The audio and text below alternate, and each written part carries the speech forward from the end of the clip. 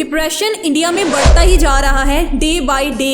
बड़े बड़े celebrities, players इस चीज का शिकार होते जा रहे हैं और इसका सबसे ज्यादा असर इंडिया के मर्दों पर, लड़कों पर पड़ रहा है। ये डिप्रेशन ना किसी बीमारी से कम नहीं है।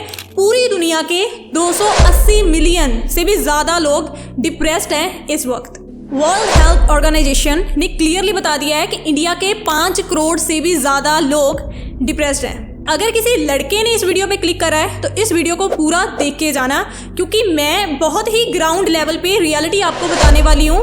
बहुत स्टडी, रिसर्च, एक्सपीरियंस के बाद मैं ये चीज़ें आपके आगे रखूंगी। नॉर्मली लोग बात नहीं करते हैं इन चीज़ों के बारे में। I just don't know why, एक बैरियर सा है, पर यही चीज़ें हैं मेनली जो लड़कों को स्ट्रेस देती हैं, डिप्रेशन दे रही हैं इंडिया में। हेलो, आई एम राजवी तामी, personality development coach with half a decade of experience. बहुत सारे लोग कहते हैं कि सोशल मीडिया आ गया, उस वजह से लोग बहुत ही ज़्यादा डिप्रेस्ड फील करते हैं, एक दूसरे के साथ अपना कंपैरिजन करते हैं जी, और वो लाइफ में लोनली फील करते हैं। चलो एक पल के लिए हम मान भी लेते हैं कि ये रीज़न हो सकता है, पर कुछ और भी है बहुत खास। अगर आपको लगता है कि डिप्रेशन वगैरह जैसी चीज़ें जो होती हैं ये सब गरीब लोगों को होती हैं या मिडिल क्लास लोगों को होती हैं, तो मैं क्लियर करना चाहूँगी कि आप गलत हैं इस पॉइंट पे भी, क्योंकि बहुत सारे ऐसे अमीर लोग हैं, सक्सेसफुल हैं, सेलिब्रिटी हैं, और जिन्होंने ऑन द कैमरा इंटरव्यूज़ में ये एक्सेप्ट करा है कि वो डिप्रेस्ड हो चुके थे एक टाइम पे, और वो भी बहुत बुरे तरीके से। अमीर लोगों का ना डिप्रेशन में जाने के कुछ कारण अलग ही होते हैं। उनके पास पैसा बहुत है, आराम बहुत है, शान शौकत बहुत है, तमाम लग्जरी लाइफ वाली उनके पास चीज़ें होने के बावजूद उनको क्या है, लोग धोखेबाज मिलते हैं, डबल फेस्ड मिलते हैं, उनका ट्रस्ट बहुत टूटता है, सच्चा प्यार काइंड ऑफ स्टफ उन्हें नहीं नसीब होता, लोग चीट बहुत करते हैं। इवन कुछ केसेस में ऐसा होता है कि वो कमाने में इतना ज़्यादा बिजी हो जाते हैं कि वो अपनी फैमिली को टाइम ही नहीं दे पाते, अपनी बीवी को, बच्चों को कोई टाइम नहीं दे पाते हैं। वो कमाने में लगे रहते हैं, वो उड़ाने में लगे रहते हैं, बीच में जो गैप आ जाता है वो एक टाइम पे उनको ऐसा फील होता है कि कुछ खास अचीव नहीं करा, अकेले से रह गए। वो एक दुख सा उनके अंदर पैदा होता है। जो बंदा गरीब होता है वो डिप्रेशन में क्यों जाता है? महंगाई बढ़ती जा रही है, कमाई इतनी है नहीं, सारे शौक वगैरह अपने ख़त्म करने पड़ते हैं, इंजॉय वो कर नहीं पाते हैं, हद से ज़्यादा मेहनत करनी पड़ती है, और फिर भी वो उतना कहीं कमा पाते हैं जितना का महीने में खर्च हो ही जाता है, क्योंकि फैमिलीज तो उनकी भी है। गरीब का चलो समझ आ गया, अमीर का भी चलो समझ आ गया।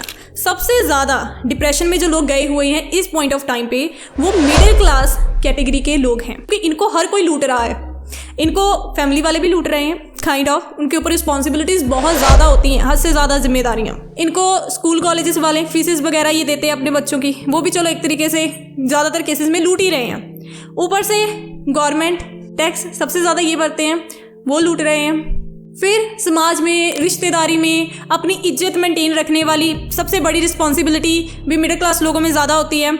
किसी लड़की का जन्म अगर मिडिल क्लास फैमिली में हो जाए तो शुरू से ही उसके ऊपर एक प्रेशर डाला जाता है कि तुमने ज़्यादा पढ़ाई करनी है, तुमने ज़्यादा अच्छे मार्क्स लेके आने हैं ताकि कल को तुम जॉब कर सको जी, तुम पैसा कमा सको। उसे चूज़ नहीं करने दिया जाता कि किस चीज़ में तुम्हारा इंटरेस्ट है, कहाँ पे तुम काम करना चाहते हो। हालांकि लड़कियों को पढ़ाया जाता है, पर उनके ऊपर कभी भी इस लेवल का प्रेशर नहीं डाला जाता जितना लड़कों के ऊपर डाला जाता है। I personally experienced it.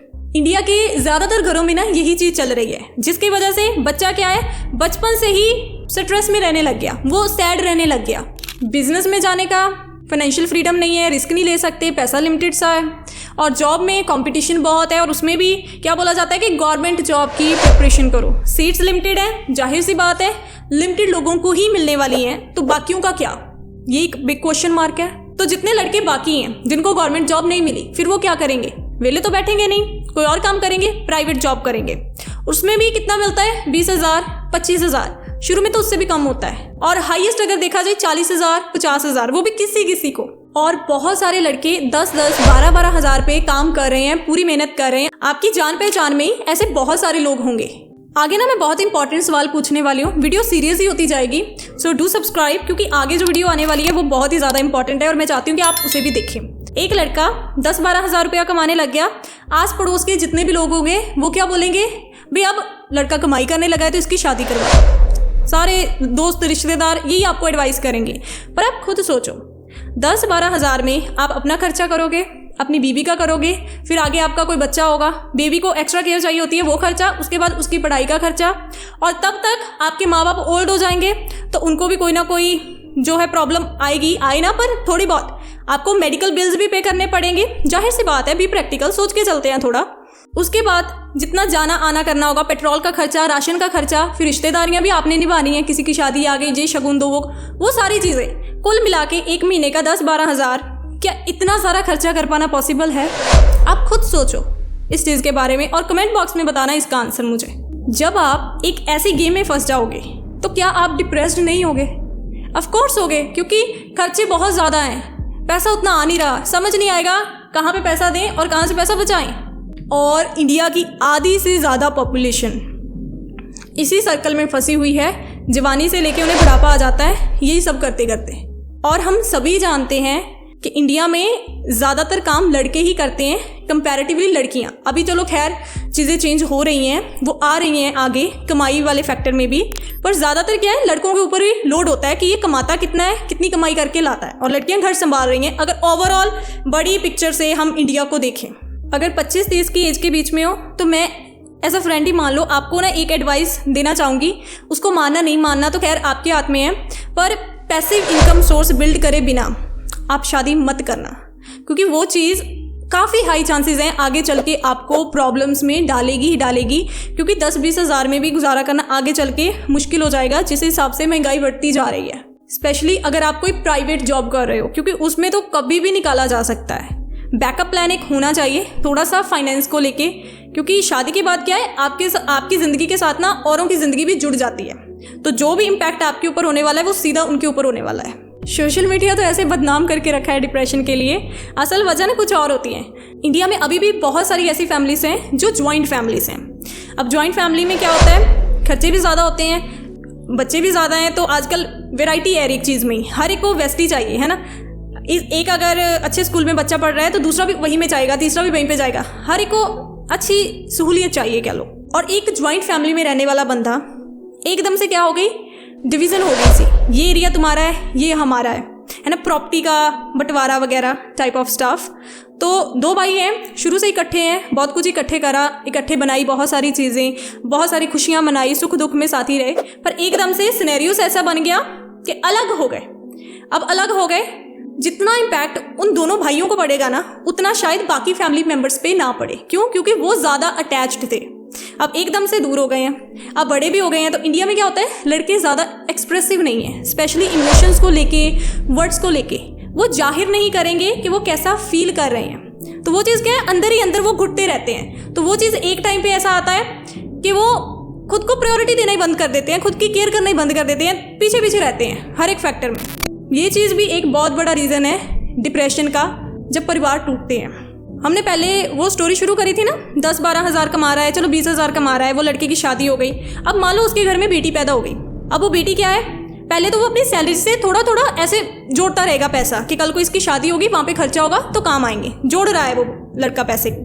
उसके बाद लड़की हो गई है अब 25 साल की, 26 साल की, फिर उसे टेंशन पड़ गई है कि इसकी अब शादी भी करनी है। शादी करनी है तो एक बहुत कॉमन चीज़, पर सब लोग, कोई उसके ऊपर खुल के बात नहीं करता, चोरी चोरी बीच बीच में सारी चीज़ें चल रही हैं। ये ना सिर्फ बुक्स में ही लिखा रह चुका है कि दहेज लेना, दहेज देना गलत है जी, पाप है जी, पर असल में ये चीज़ें चल रही हैं ग्राउंड लेवल पे।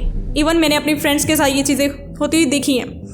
अच्छे खासे लोग, अच्छे खासे अमीर लोग जिनके पास पैसा है, कोई कमी नहीं है, भगवान की दया से सब कुछ है, स्टिल एक अंदर लालच, वो एक भूख कह लो, कलयुग का प्रभाव कह लो, वो है। और आपको भी पता है, मुझे भी पता है कि इंडिया में लड़की वाले जो है ज़्यादा खर्चा करते हैं शादी के ऊपर कंपैरेटिवली लड़के वाले, और 8-10 लाख तक का तो सोना ही चला जाता है मिडिल क्लास फैमिलीज़ में, 7 तक तो जाता ही है, 6-7 लाख का कुछ ऐसे इन्होंने रिवाज बनाए हुए हैं। ऊपर से शादी का खर्चा, मिडिल क्लास बंदा इतनी सेविंग्स तो है नहीं, जितना कमाता था उतना खाता था, तो क्या करेगा वो, लोन लेगा, लोन लेके क्या करा, शादी करी, दहेज इकट्ठा करा जी, कभी कोई गाड़ी मांगता है ना, कुछ को तो ऐसे बर्तन, चादरें, वॉशिंग मशीन, फ्रिज, पंखे, ये कूलर वगैरह, एसी वगैरह, ऐसी चीज़ें भी दाज में जो है देते हैं, और मैंने देखे हुए हैं, आपने भी देखे होंगे। तो वो सारा खर्चा भी कौन उठाने वाला है, लड़की का बाप उठाएगा, जाहिर सी बात है। चलो जी, शादी होगी, लड़की तो चली गई है ना ससुराल में, लोग भी खा पी के अपने घर चले गए, रिश्तेदार भी चले गए, टेंशन किसको है अब, जिसने कर्जा लिया है उसने कर्जा उतारना भी तो है, उसका बाप दिन रात अब वो बंदा क्या है, स्ट्रेस में जी रहा है, डिप्रेस्ड है, सैड है, टेंशन लेके घूम रहा है कि कहाँ से पैसा अरेंज करना है, कैसे उतारना है। कुछ ना कुछ हो सकता है गिरवी भी रखा हो, तो उस चीज़ की भी टेंशन की वो भी छुड़वानी है। और इतना सब करने के बाद भी आजकल जिस तरह का हुकअप कल्चर चल रहा है, जितने के लोग अफेयर्स रख रहे हैं, उसमें शादी के बाद भी कोई गारंटी नहीं होती है कि शादी टूटेगी नहीं। पहले जो होता था ना, पहले एक बार शादी होगी पूरी उम्र उसी का साथ निभाते थे। आजकल डिवोर्स की ratio day by day increase हो रही है। मैं अपनी ओर से नहीं कह रही हूँ, आप नंबर्स चेक करें जाके इंटरनेट के ऊपर। मान लो उस लड़की के साथ भी कुछ ऐसा ही होता है, वो कहते हैं कि ये ऐसा करती है, वैसा करती है, हम इसको नहीं रखने वाले, इसको आके ले जाओ। अभी लोन उतरा नहीं है, उधर डिवोर्स के पेपर्स जो है फाइल कर दिए गए हैं। अब आपको और टेंशन, लोन भी उतारेगा, बेटी भी घर पे आ गई, ऊपर से हो सकता है शायद उसकी दूसरी शादी भी करनी पड़े, वो भी तो टेंशन ही है एक।